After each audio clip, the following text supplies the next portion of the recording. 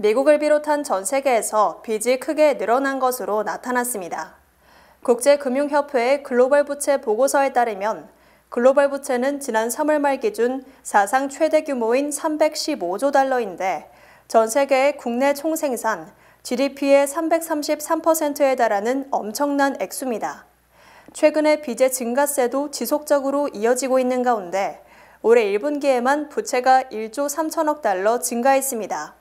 선진국 중에서는 미국과 일본에서 빚이 크게 늘어났고 신흥국에서는 중국과 인도, 멕시코 등에서 부채 증가세가 두드러졌습니다.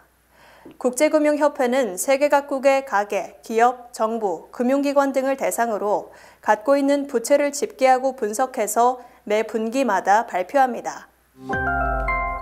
바이든 행정부가 빠르면 다음 주 전기차와 배터리 등 중국의 전략 부문에 대해 새로운 관세 부과 방침을 발표할 것으로 알려졌습니다.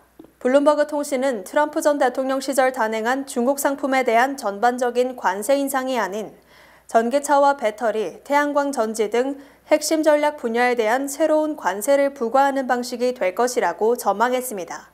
이 같은 관세 부과는 트럼프 행정부 시절 슈퍼 301조에 따라 부과된 3천억 달러 규모의 관세에 대한 수년간의 검토에 따른 것이며 기존 관세는 그대로 유지됩니다.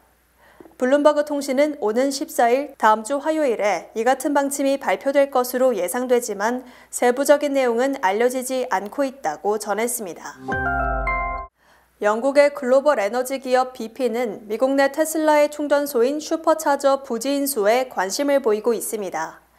9일 BP는 성명에서 네트워크 확장을 위해 공격적으로 부동산 인수를 모색하고 있다며 이는 최근 테슬라의 발표 이후 더욱 집중되고 있다고 말했습니다. BP는 미 북동부와 남부 선벨트 지역, 서부 해안과 오데오 지역에 우선적으로 초점을 맞추고 있다고 덧붙였습니다. 이 회사의 전기차 충전 사업부인 BP펄스는 확장 목표를 위해 테슬라와 슈퍼차저 개발 계획을 맺은 부동산 소유주들과 협력해 사용 가능한 부지를 확보할 계획입니다.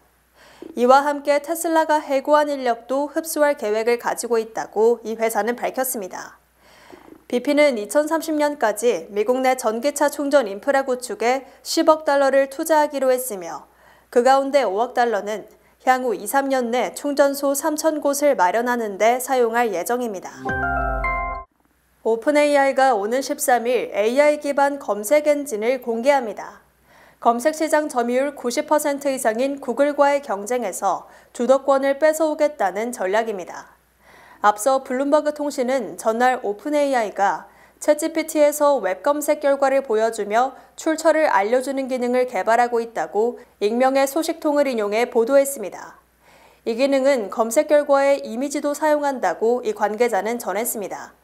일례로 문 손잡이를 어떻게 바꾸냐고 물으면 이를 설명하는 다이어그램을 제시하는 식입니다. 오픈AI가 선보이는 AI 검색 엔진은 구글과 대화형 검색 엔진인 퍼플렉시티에 맞서는 검색 제품이 될 전망입니다. 미국에서 산재 사망 위험이 가장 높은 직업이 농업과 어업 등 1차 산업 직종으로 조사됐습니다.